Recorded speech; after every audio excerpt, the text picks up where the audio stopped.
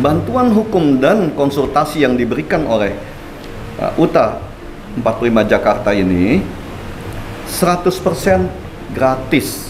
Ya, kami tidak memungut biaya apapun, kecuali datang ke sini bawa materai sendiri. Karena kita nggak menyiapkan materai, kita nggak tahu yang mau datang berapa banyak. Ya, silakan bawa materai, buat surat kuasanya. Dan konsil sudah menyatakan secara tegas ya bahwa mereka itu tidak akan lagi mengikuti apapun keputusan PN UKAI.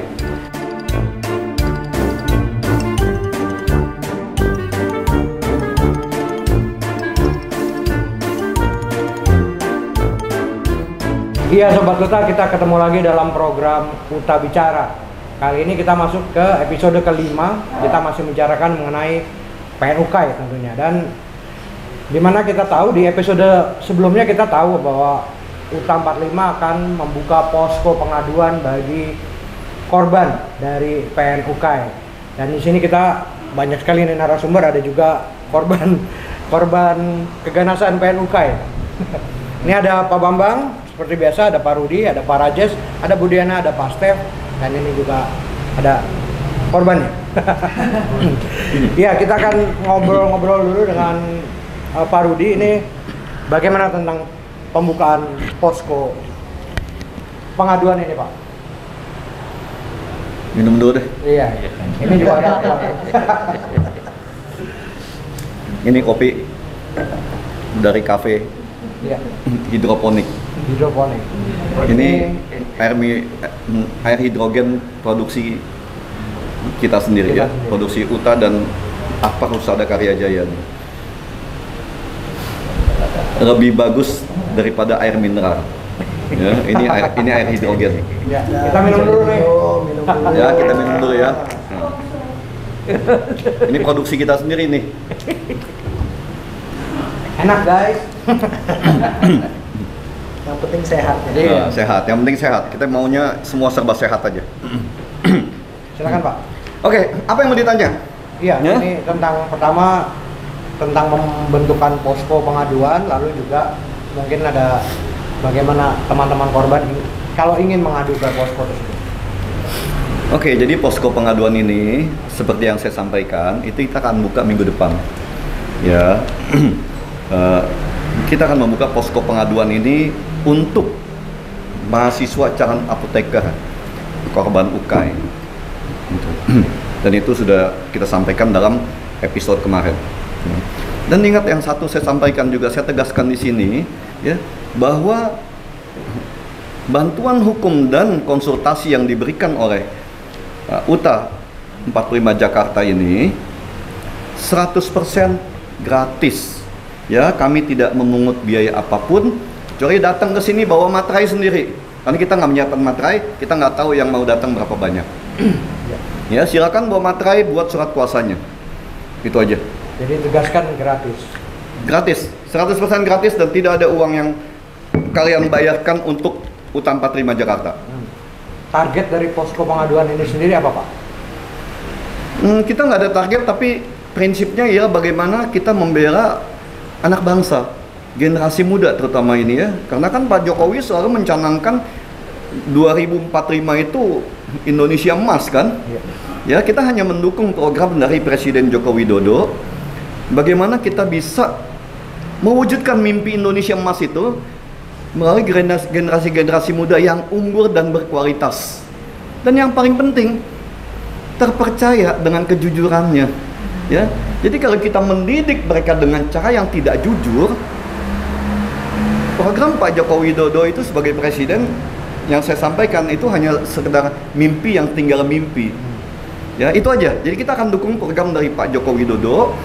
Mumpung kita mempunyai Menteri Pendidikan yang di mata saya ini sangat baik. Ya, program dari Mas Nadiem sebagai Menteri Pendidikan hari ini itu sangat-sangat baik dan saya acungkan 2 jempol. Kalau saya bisa angkat kaki 4 jempol nih ya. Gitu. Iya.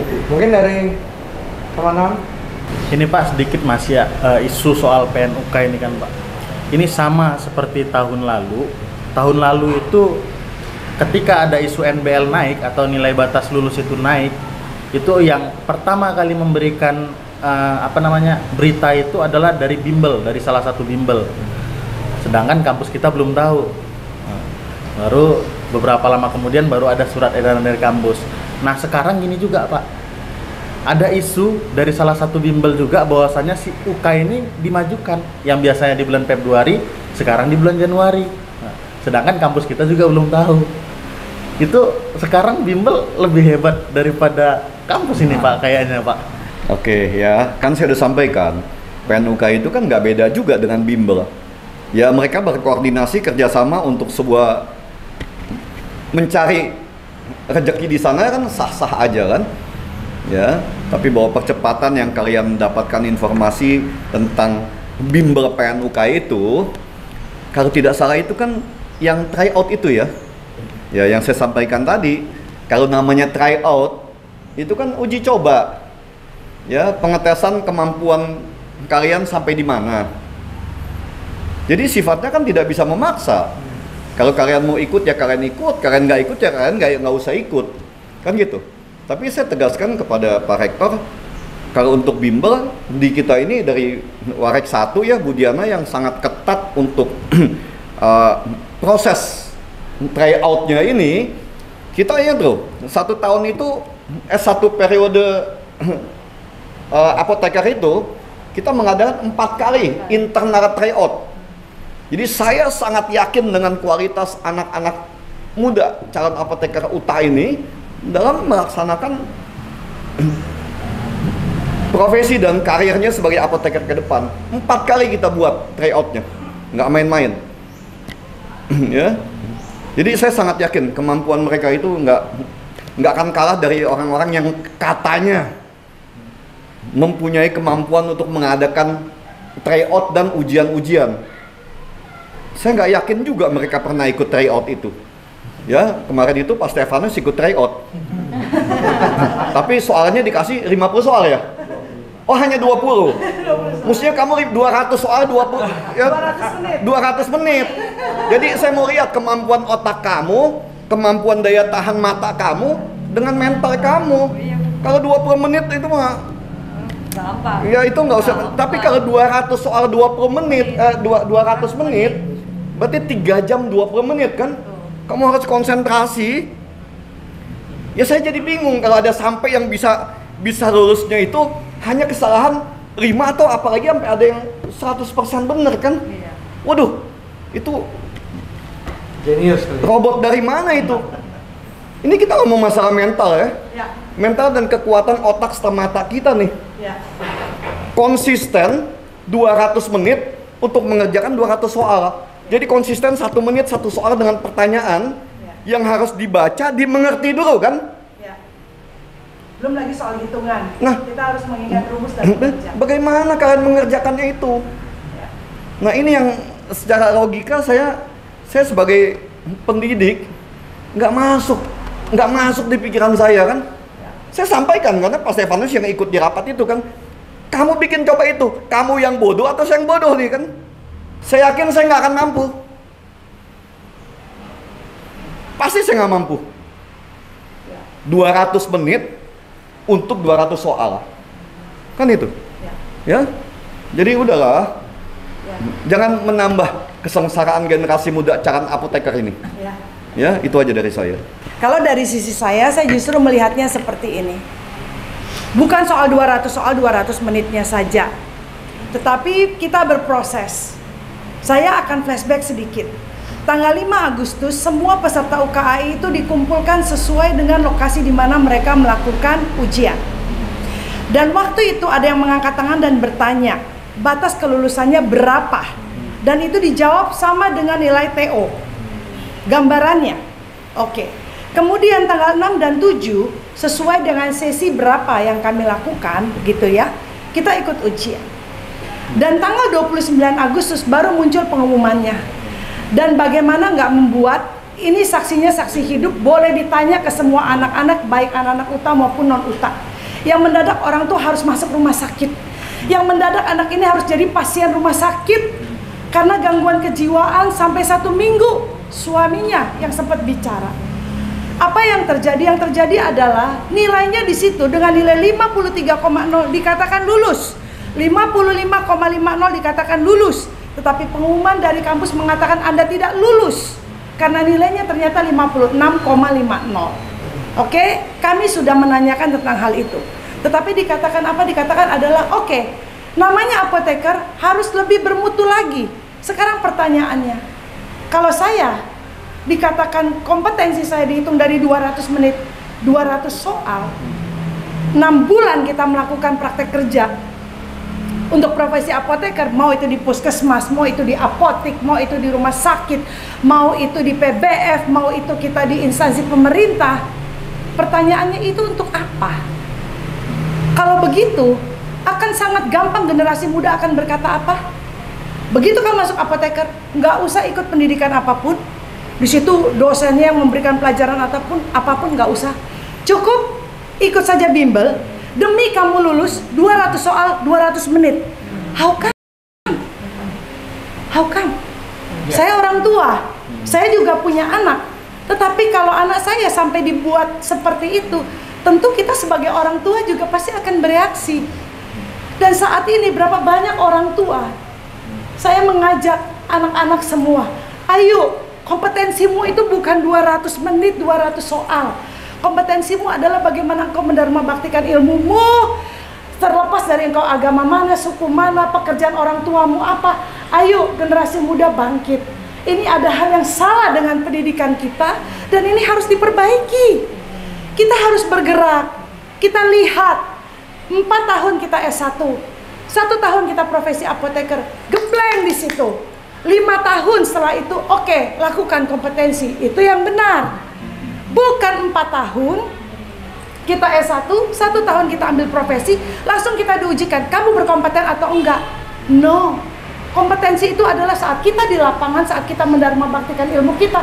Itulah kompetensi. Itulah jati dirimu. Makanya tempo hari pada saat kami juga ada bertemu dengan IAI, katanya itu rumah tempat di mana kita berbicara. Saya sempat bertanya, kalau begitu kenapa nggak misalnya gini, passionnya di mana? Passionnya di industri. Oke, bikin 200 soal itu kalau kita mau ngomong ujiannya ya, ujiannya, saya nggak ngomong kompetensi. Bikin, kalau passion kamu di industri, 60% soal itu bikin di industri, 40%-nya campur-campur. Kalau di farmasi klinis, 60% bikin di farmasi klinis, 40%-nya campur-campur. Kalau kamu suka untuk pelayanan misalnya di apotek, bikin 60%-nya bikin seperti itu, yang lainnya campur-campur. Nah dengan demikian kan lebih terarah. Walaupun kami diberikan jawaban adalah bagus dong, berarti apoteker semuanya serba bisa. Tidak bisa, karena spesifikasi itu perlu banget, speciality itu perlu banget, apalagi di bidang kita di kefarmasian. Itulah panggilan apoteker untuk generasi muda yang harus diselamatkan. Mau kapan lagi kalau tidak sekarang? Karena korban sudah ribuan ini yang berjatuhan. Kasihan orang tuanya. Uang tidak sedikit untuk mengikuti profesi apoteker. Belum lagi retaker harus ada bayaran ini dan itu. Kita sebagai orang tua, kalau pekerjaan kita yang menunggu setiap kita bisa panen baru bisa bayar, dan punya anak 4 harus masuk di perguruan tinggi demi pendidikan yang terbaik untuk anak-anak kita, apa nggak pilu kita sebagai orang tua berjuang sampai seperti itu? Hasilnya apa? 200 soal 200 menit, sekalipun IPK-nya saya kaget 3,84. You fail. 4,0 perfect. You fail karena 200 menit 200 soal. Itukah kompetensi? No. Kalau saya sebagai orang tua, saya akan berkata itu adalah kesalahan fatal di dunia pendidikan. Yaitu yang pemerintah sudah sangat bijaksana. Jangan salahin pemerintah. Ini oknum yang berbuat ya. Pemerintah itu di dalam PP-nya ditandatangani oleh Presiden, PP 51 pasal 37 sangat jelas. Ya. Uji kompetensi apoteker itu sudah dinyatakan lulus pada saat kalian menyelesaikan pendidikan profesi apoteker, ya. Dan para pejabat kita, menteri-menteri kita juga udah sangat bijaksana dalam hal itu, ya. Mereka menyatakan itu di dalam Permenkes 889. Betul. Ya, pasal 10, pasal 11, 13 dan pasal 26. Betul. Jadi nggak usah dibahas itu. Mereka sudah sangat bijaksana. Ya, dalam hal ini baik dari pemerintah pusat ya dengan PP 51-nya yang ditandatangani oleh Bapak Presiden, dengan Permenkes 889 tahun 2011, itu sudah sangat jelas bahwa pemerintah itu tidak pernah mau mempersulit rakyatnya, ya, bahwa adanya persoalan ini karena adanya oknum yang sengaja mencari celah di sini dari ketidaktahuan teman-teman juga yang lain. Ya, itu aja. Jadi jangan salahin pemerintah. Pemerintah sudah sangat firm. Jadi PNUK yang saya sampaikan tadi itu tidak lebih dari sekedar bimbel. Ya, tidak punya hak. Karena KFN yang memberikan. Di sini kan ada SK-nya KFN ya. KFN di sini nomor berapa ini KFN ini, SK-nya ini kan? KFN ini yang SK nomor KT 05.02 garing KF garing 332 garing 2020 ini nggak punya dasar hukum di sini. KF tidak diberikan kewenangan untuk menguji, apalagi memberikan atau mendirikan sebuah unit atau badan untuk menguji calon apoteker muda. Ya, dan di sini juga sangat jelas lagi lah, aneh-aneh juga ini kan. Ini berlaku sampai 2023. Sedangkan KFN-nya sudah bubar. Secara hukum, sebuah lembaga yang sudah bubar, seluruh produk hukumnya itu batal demi hukum. Itu undang-undang, itu hukum. Ya, jadi nggak usah terlalu kita perdebatkan lagi, tapi tetap ya kita akan konsisten untuk mendukung gerakan-gerakan dari kalian ini demi terciptanya keadilan untuk generasi muda calon apoteker ini. Ya, jadi nggak usah terus dibahas. Pemerintah sudah sangat konsisten dan sangat-sangat memahami kesulitan kalian dalam melakukan pendidikan menjadi seorang apoteker selama 5 tahun. Ya, itu yang saya jelaskan. Jadi kita tidak boleh menyalahkan pemerintah. Ya, pemerintah sudah sangat firm di sini. Kita akan coba undang PNUK-nya ini secara baik-baik untuk berdiskusi bagaimana kita menyelamatkan para retaker yang dianggap tidak lulus karena sebuah kegiatan yang harusnya ini tidak boleh ada. Setuju. Ya, itu aja. Oke. Ya. Baik. Baik Pak Rudi, terima kasih atas penjelasannya yang sudah sangat jelas sebenarnya. Bahwa kita akan mendirikan posko pelaporan. Ya, jadi kita kasih posko kita kepada mahasiswa seluruh Indonesia, silakan, dan kita tidak mengenakan biaya apapun, ya. Untuk yang lain semua sekarang nanti ada koordinator, ada apa, silakan bermainlah secara jujur. Jangan merusak perjuangan kalian sendiri. Kita udah cuma membantu. Ya, itu aja dari kami. Gini Pak, ini kan UK ini sudah ada sejak hampir 6 tahun yang lalu kan Pak. Jadi udah banyak produknya atau teman-teman kita, kakak-kakak kelas kita yang sudah di DO Pak. Nah, mereka ini bolak-balik teman-teman kita yang dari universitas lain itu gimana ini kita udah di DO tapi gara-gara nggak lulus UKAI gitu. Ini kan saya sendiri juga miris gitu Pak. Ini kan udah tahu tadi kita udah dengarkan bareng itu kan bahwasannya produk ini produk dari bimbel PNUKAI. Nah, habis itu di DO karena tidak diluluskan oleh si bimbel ini tadi. Jadi makanya kira-kira apa yang harus dilakukan mereka ini Pak? Oke ya, kita sudah bicara banyak dengan teman-teman di Konsil, di Kemendikbud atau Kemenkes ya. Jadi apa yang UTA akan perjuangkan ini tidak hanya menyangkut retaker yang ada yang masih aktif, tapi juga para retaker yang sudah di DO oleh perguruan tinggi karena batas waktu yang ditentukan oleh mereka itu. Ya, jadi kita akan perjuangkan mereka itu, dan saya terus sampaikan kepada ketua yayasan dan Pak Rektor, tidak boleh ada satupun generasi muda Indonesia yang menjadi korban dari keserakahan oknum-oknum siapapun, ya, atas masa depan generasi muda apoteker. Itu aja. Ya, jadi kita akan berjuang semuanya, baik yang retaker masih ada atau yang retaker sudah di DO, yang masih aktif atau DO, tetap kita akan perjuangkan. Bantu doa aja, ya, karena yang sama seperti yang kalian sampaikan kepada saya, ya, bahwa hukum itu keputusannya yang mesti diberi, saya juga sangat yakin masih ada juga kok yang wakil Tuhan yang jujur, walaupun kebanyakan wakil setan kan. Ya, tapi saya yakin wakil Tuhan masih ada yang memang akan menjalankan misi keadilan untuk generasi muda Indonesia calon apoteker. Ya, kita doa aja kita dapat wakil Tuhan, bukan wakil setan nanti di pengadilan. Karena Ya. termasuk juga yang Waputa juga. Pak Rudi. Semua seluruh Indonesia kita akan perjuangkan. Tidak boleh ada satupun yang menjadi korban dari perbuatan ilegalnya PNUKAI. Ya, itu aja. Oke, Rain, sudah cukup ya? Cukup. Ya, cukup ini. Terima kasih ya. Baik, Pak Rudi, terima kasih. Sebelumnya kita akan minum dulu dong. Oh, ini kita sambil promosi nih. Produknya Uta nih, yang baru kita akan launching ini kan. Kita minum dulu di sini, dan ini lebih bagus dari air mineral. Ya, ini kita pakai mesin air hidrogen. Ya, terima kasih. Oke, terima kasih Pak Rudi, Pak Bambang, Pak Rajes, Bu Diana, Pak Steve, dan yang lainnya. Terima kasih sudah hadir. Dan Sobat Uta, demikian episode kelima dari Uta Bicara. Jangan lupa subscribe, like, komen, dan juga share di media sosial. Oke, bye.